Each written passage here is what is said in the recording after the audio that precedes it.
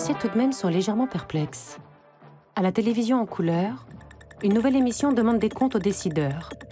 Trop de laideur, trop de béton, leur paysage change trop vite. Au premier salon de l'environnement, le président Pompidou se veut rassurant. Il vient de créer un grand ministère dédié à cette question.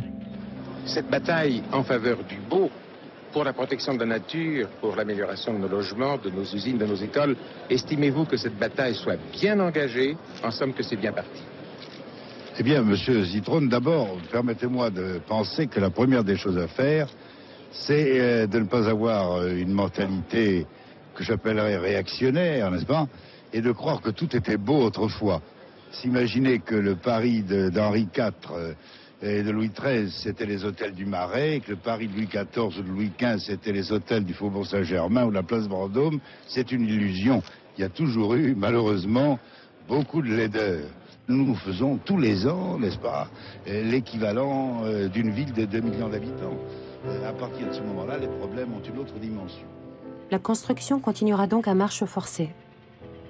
L'État s'occupe maintenant de loger ces familles portugaises ou espagnoles, ces travailleurs du Maghreb longtemps oubliés dans les bidonvilles. Les logements se font par milliers, les échelles explosent, les subventions diminuent. Ménagez un passage peut-être plus étroit sur les côtés. Je vais essayer de faire ici. Il faudrait qu'on ait un passage très étroit.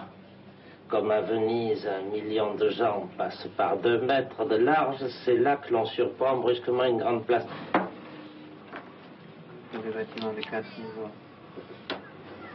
Chercher mes rêves, tous mes rêves d'enfant, je viens chercher mes rêves, tous mes rêves. Émile Ayo, qui a tant construit depuis 15 ans, croit-il vraiment que sa cité labyrinthique et son plan tout en courbe pourront suffire à faire de la Grande Borne un endroit vivable? Ici, les industriels et le constructeur Bouygues ont travaillé vite, sans contrôle. Les malfaçons apparaissent à peine les appartements livrés. Les équipements sportifs, les écoles ne sont pas financés. La gare promise n'arrivera jamais.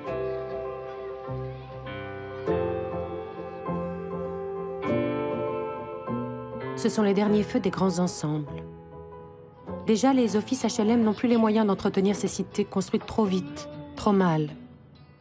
À quelques kilomètres de Paris, à La Courneuve, un fait divers révèle une cité totalement délabrée, alors qu'elle n'a été inaugurée que 7 ans auparavant. Après 15 années de construction à outrance, une circulaire interdit l'édification de ces grands ensembles devenus des lieux de ségrégation.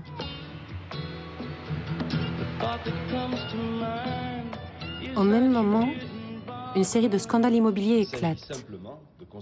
Des soupçons de spéculation mettent directement en cause le nouveau ministre de l'Équipement et du Logement, Albin Chalandon, accusé d'avoir favorisé des promoteurs privés. Quand, par exemple, à Grigny 2, on a construit 5000 logements, bien, quand les promoteurs, ou plutôt le groupe financier, a acheté un terrain à des paysans qui ne savaient pas trop bien et que, normalement, ils n'étaient pas à construire ce terrain, donc il ne valait pas très cher. Quand ensuite, hasard, eh bien, grâce à vous, je pense d'ailleurs, on peut construire sur ce terrain et il a le privilège d'être classé ZAC. Je voudrais vous demander, monsieur le ministre, d'abord, est-ce que cette série de hasard ne rapporte pas énormément à ceux qui en bénéficient? Et secondement, est-ce que vous reconnaissez...